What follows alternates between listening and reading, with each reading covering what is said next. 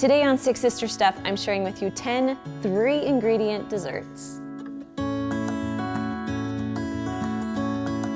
So you loved our 3-ingredient dinners so much, I decided to make you 3-ingredient desserts. So if times are tough or you just need a dessert really fast, these desserts are perfect for you. So if you guys are ready, let's get cooking.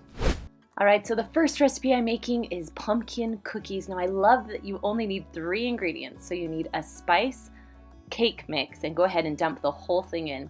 Next, you're gonna take just a can of pumpkin. Again, dump the whole thing in.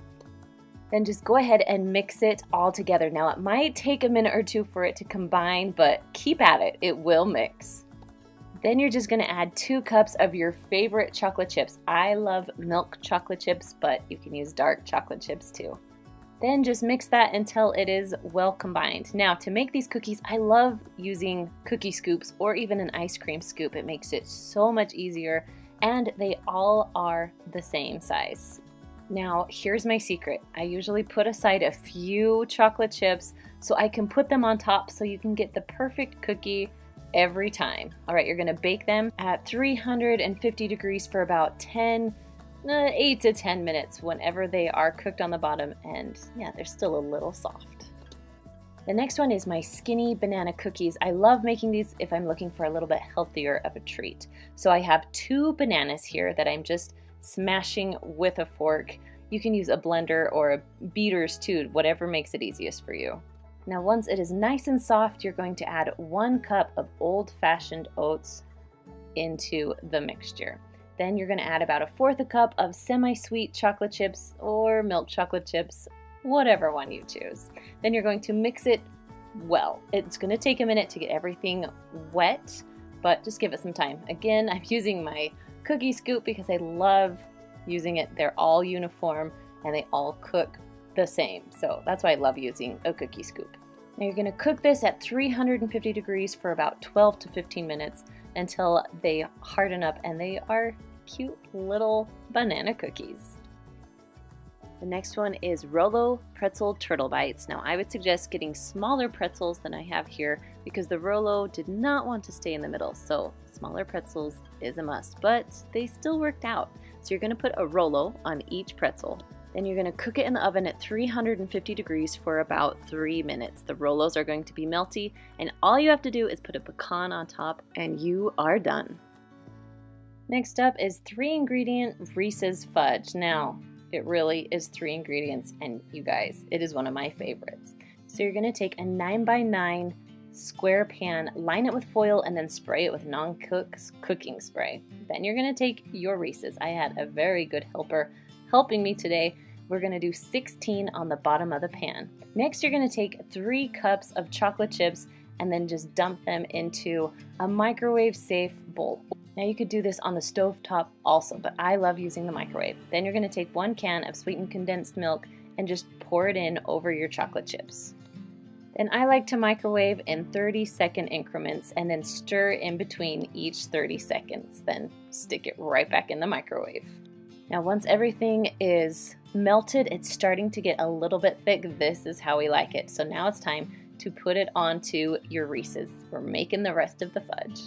Go ahead and pour it on very gently. The Reese's might come up a little bit as you're spreading, so just try and hold them down as you spread. Now it's time for the topping, and of course it needs to be Reese's. So I started out with 22 Reese's. I put 16 on the bottom, and the rest I am just crumbling up and I'm pressing down into the fudge. So when it cools and hardens, the Reese's will be stuck in there. Now I let this sit in the fridge for about 1.5 hours, and it is hardened and ready to go. So I carefully pull away my foil, and then you can cut right into it. Now I love this fudge because you don't need a candy thermometer, and it actually keeps its shape pretty well. I also love that you can see the Reese's on the bottom and on the top. Now whenever I make this fudge, it is gone instantly. Next up is my luscious lemon cake. Now I love this because you only need 2 ingredients. So we have lemon cream pie filling and then 1 box of angel food cake. That simple. So you're going to dump the whole bag of your angel food cake into a bowl, and then you're going to just add in your lemon filling.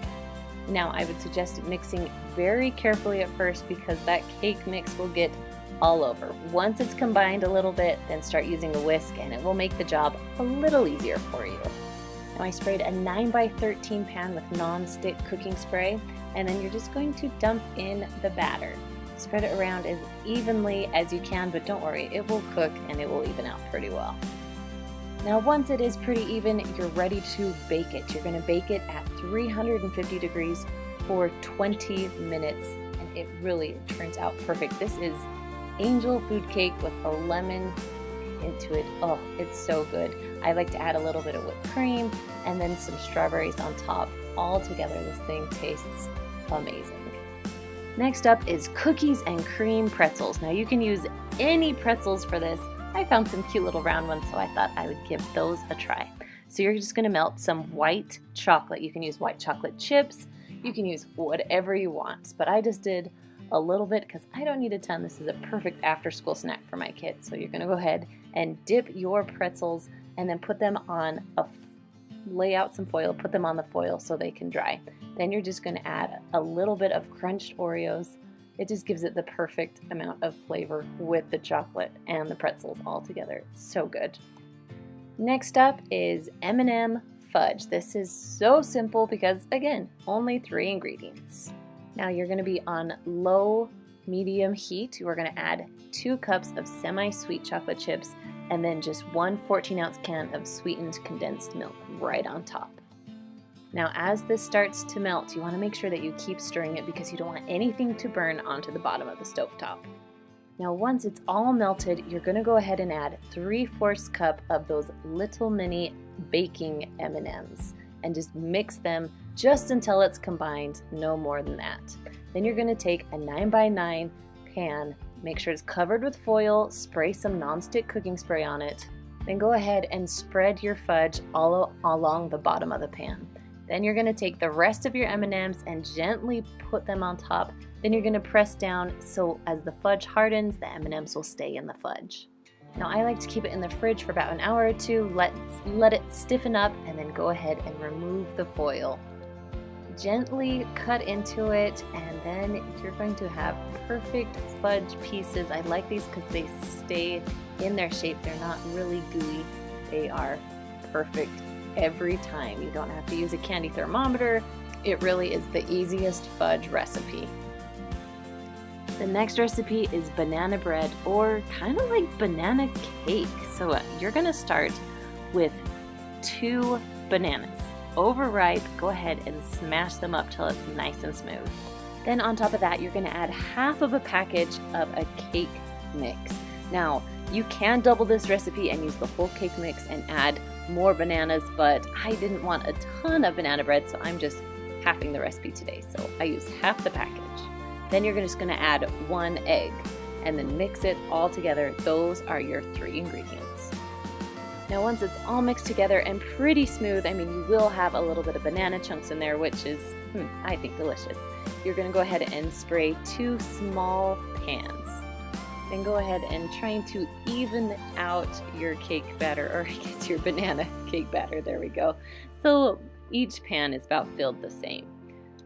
Next, you're going to preheat your oven to 350 degrees and you're going to cook these for about 30 minutes. Now, if they need to cook a little more, go ahead and do that, but I like them a little bit golden brown and they are super soft in the middle. Up next is my 2-ingredient strawberry fudge. Now, this is super simple because you just need 2 ingredients. You need strawberry frosting and you need white chocolate, about 12 ounces of white chocolate. So you're going to go ahead and dump your frosting into a bowl, and then you're going to add your hardened white chocolate into it also. Now you want to make sure your bowl is microwavable. Then you're going to microwave it in 30-second increments just until everything is melted together. Now go ahead and set your frosting mixture to the side. You're going to get a 9x9 square pan. I lined mine with foil, sprayed a little bit of cooking spray, and then you can dump your strawberry fudge right into it. Now it went pretty flat on its own. Now I'm going to add just a little bit of sprinkles because, you know, I have lots of little girls and they love the sprinkles. So we're going to add a little bit of red sprinkles on top just to give it a little extra. Now I stuck mine in the fridge for about an hour until it was nice and hardened. Then you can pull it out, pull off the foil, and it's time to cut. Now I know what you're thinking. It's a little odd that it's just 2 ingredients, but I'm telling you, it is my kids' favorite kind of fudge. Now of course I need an Instant Pot recipe in here, so I'm going to make dulce de leche or homemade caramel. So we're going to start out with a 14-ounce can of sweetened condensed milk. Now I'm actually going to cook it inside of this can, so we have to take the wrapper off. Now once the wrapper is off, this is the most important part. Take the lid off. You will have an explosion or something horrible, so make sure the lid is off. Now to make it a little bit easier, you want to put something down below, so whether it's foil or a trivet, something so it's just not right sitting on the bottom. Then you're going to cover your can with aluminum foil. Now make sure it is sealed tight as you can get it. Then you're going to put your can just right on top of your trivet. Next, you're going to fill up your pot until the water is about halfway up the can. Now, although it's hard to tell here, the water is filling up, and when I'm done filling it up, it's halfway up the can. So now you're going to put the lid on, make sure that it's really tight and sealed correctly, and you're going to turn the knob to sealing. Now, depending on which kind of Instant Pot you have, this Instant Pot has a pressure cook button, or if you have a different one, it could have a manual button, but we're going high pressure all the way up to 40 minutes. When the 40 minutes is up, go ahead and turn the knob for a quick release, and then take the lid off when all the pressure has released. Now you're going to want some sort of oven mitt to pull out your can. You can use your trivet, but for me it was easier just to use my oven mitt and pull it right out. Now for my favorite part, it's time to take the foil off of the can. Now if I would have known that it was this easy to make dulce de leche, I would have made it many, many years ago. Now the caramel or caramel is a little thick right now. The goal is to get it nice and smooth. So I like to dump mine into a bowl and put about a half a teaspoon of vanilla on top and just start mixing. Now keep mixing because it will get smooth and it will start to set up. As soon as it sets up, you can serve it with apples. I like to serve it with a little bit of sea salt on top. Now I just had a recipe a few weeks ago where I made some caramel poke cake. That would be delicious on this poke cake. Now, if you love these desserts, you're gonna love our 3-ingredient dinners. You can find that right up there. And I will see you guys next time. See ya.